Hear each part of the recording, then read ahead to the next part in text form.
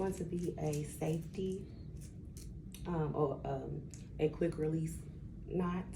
So the padding goes on the side of, we're gonna say that this is the patient's wrist. So that the padding goes on the side with the skin, towards the skin.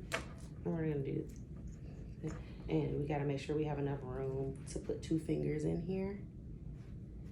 And now we are going to do this. So I have to do it a certain way. So that, and then you have to have some slack, then triangle it.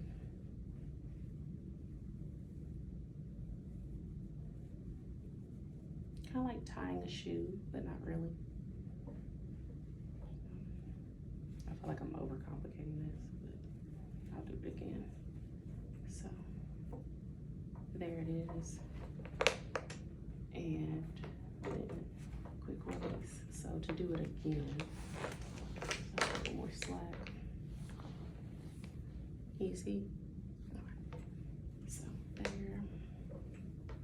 And then come over like tying a shoe and then knot it right there.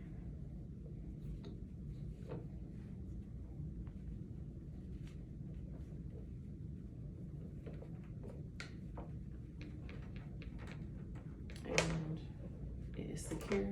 And then we pull this little tab to release it.